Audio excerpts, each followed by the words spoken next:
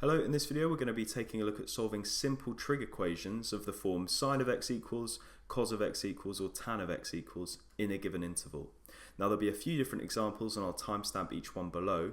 And actually in my next video it's going to be purely practice, so I'll link that in the video description as well. So once you're happy with how to do it, if you want to get some practice, you can look at that video and see some worked questions.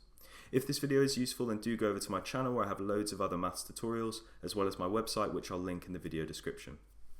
So let's start off by looking at this first question where we're asked to solve where sine of x equals a half, and you can see next to it we've been given this range of values for x between 0 and 360 degrees. And I'm going to come back and talk about this in a second, but pretty much all the questions you look at will be for a given interval, and we'll talk about why that is in a second.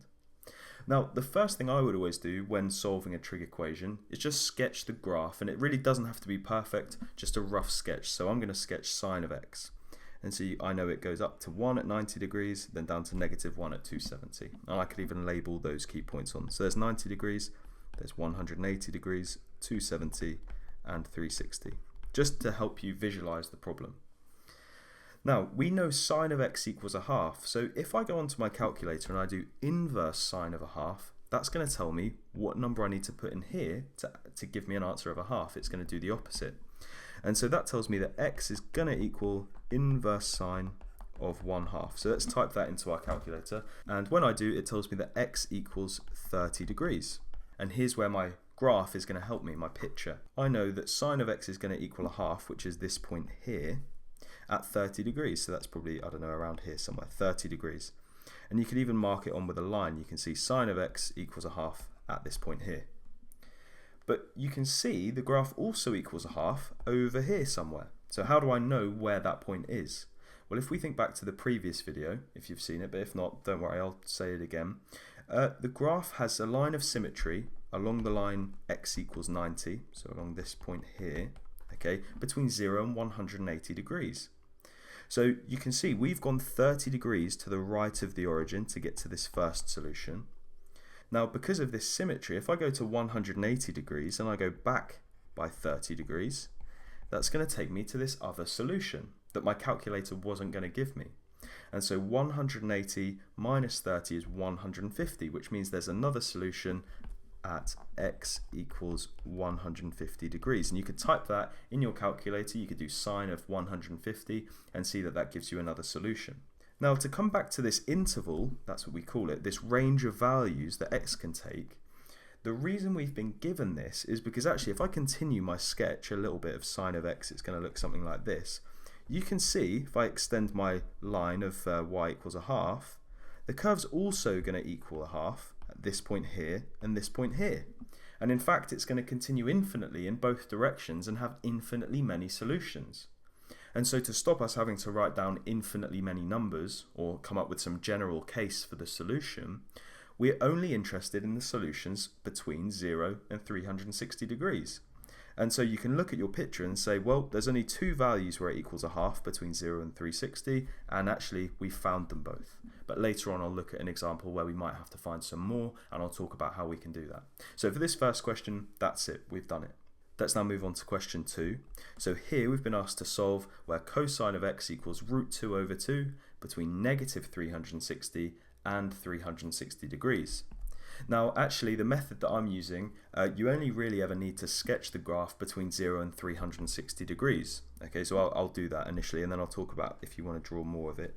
So you can see it's a rough sketch, but let's label on the key points. I've got 0 degrees, 90, 180, 270, and it's back to 1 at 360. So you can see having a rough idea on how to sketch sine, cos and tan is going to help a little bit with these questions. Now we want to solve where this equals root 2 over 2. Now root 2 over 2 is about 0.7. Okay. Now we know this graph peaks at 1, so 0.7 is going to probably be a line around here somewhere. There you go. It doesn't have to be perfect. Like I said, it's a rough sketch. So the first thing I'm going to do is do inverse cosine of root 2 over 2, and that's going to tell me what x equals. I'm going to do this on my calculator. Now my calculator's told me it's 45 degrees. So I'm going to zoom into my function. I know this solution here is at 45 degrees. Now remember, if we think back to the previous video, we knew that there was a line of symmetry for cos of x between 0 and 360 degrees, at 180 at x equals 180. So let me mark on this line of symmetry. Now we've gone 45 degrees to the right of the origin to get to this first solution. And so to find this solution that's over here, I'm going to go to 360 degrees and I'm going to go back 45 degrees like this. And this tells me, well, 360 minus 45, that's 315. That means there's another solution at x equals 315 degrees. But we're not done there, because we need to solve this between minus 360 and positive 360. Both of our solutions so far between 0 and 360, so we're possibly missing out on some solutions.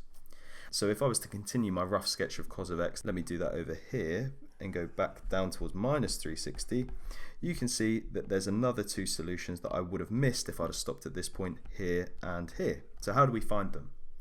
Well, we could use the picture and use the symmetries again, and that would work, but actually there's an easier way. If we remember what the period of the function is, so how often it cycles, well, cos of x has a period of 360 degrees. So every 360 degrees the graph is outputting the same value. So I know if I zoom in, there was one solution, wasn't there, at x equals 45. Let me highlight it. It was this solution here. If I go back 360 degrees, so I do 45 minus 360, it's going to take me to this solution here. It's going to output the same value, just at a different point. And so I'm going to go onto my calculator, I'm going to do 45 minus 360, or you can just do it in your head, it doesn't really matter. And it tells me that this value over here must be minus 315 degrees. And again, if you want, you can type in your calculator cos of minus 315, press equals, and it tells me it's root 2 over 2. So clearly that was a correct answer. Now remember, there was another solution as well. There was this one over here at 315. So if I were to subtract 360 degrees from this solution, it would take me to this other one over here. And so I'm going to do 315 minus 360, and this gives me minus 45 degrees. And those are my other two solutions. So x also equals minus 45 degrees, or x also equals minus 315 degrees. So really, rather than sketch out the whole graph, the method that I would recommend you use is only really bother about sketching the graph between 0 and 360 degrees, or within its like kind of initial period. The same for sine as well. Find the solutions within that initial range, and then just keep adding and subtracting 360 degrees from the two initial solutions. In this case it was x equals 45 and x equals 315, until you find all of the other values that are within the range you're interested in. Okay, let's look at the final example, which is solving tan of x equals root 3. And again, the first thing I'm going to do is just draw a rough sketch. Okay, and eventually you'll probably get to the point where you don't even need to draw the sketch, but especially when you're starting, I think it's a good idea. So tan of x is going to look sort of something like this. I know it's got an asymptote at 90 degrees, like this. Then it's going to have another asymptote at 270 degrees. And then I'll draw one last thing. It's got another asymptote over here, probably 450 degrees. So, like with the others, I'm now going to do inverse tan of whatever I'm looking for. So x is going to be equal to inverse tan of root 3. And I'm just going to type that in my calculator, inverse tan of root 3. And it tells me that x is going to equal 60 degrees. So let's mark that on to our graph. So 60 degrees is probably about here. I'll rewrite over where that asymptote is. And here's my solution. Now, if you take a look at my graph, you can see there's going to be some other solutions in the interval I'm looking in. Now, tan is a bit of a special case because with the other ones, there were multiple solutions within that initial period. And if you're unsure what I mean, if we look at cosine, it's getting a bit messy, this diagram, but with cosine, you can see there was, within the initial period of 0 to 360, it equaled root 2 over 2 at 2 points. And with sine of x, it equaled a half at 2 points in that initial period. Now, what's quite nice with tan is that it's only going to have one answer in each period. So you can see here's the period of tan, it's 180 degrees, and it only equals root 3 once. In the next period of tan, you can see it only equals root 3 once. And this is because it's an increasing function. It's constantly getting bigger within each period. Okay, and so really, once we've got that one solution, all we need to do is just add the period of the graph or subtract the period of the graph until we've found all of the solutions in our given interval. And so we found that x equals 60 degrees. Okay, what's the period of tan? It's 180. So let's add on 180 and that will take us to our next solution. And so that tells me x also equals 240 degrees. Let's add on 180 again, and that tells me x equals 420 degrees. Let's add on 180 one more time, although I can see that's going to be out of my range. That tells me x equals 600 degrees. That's too big, isn't it? That's outside the range I'm interested in. That's bigger than 450, so I can just reject that or ignore that solution. And you can see I've got 3 answers to this question. So hopefully this video was useful. If it was, please do go over to my channel where I have loads of other maths tutorials, and I'll also link my website in the video description, so you can go over there and find all of my videos, and they're a bit easier to navigate on the website. Thanks for watching.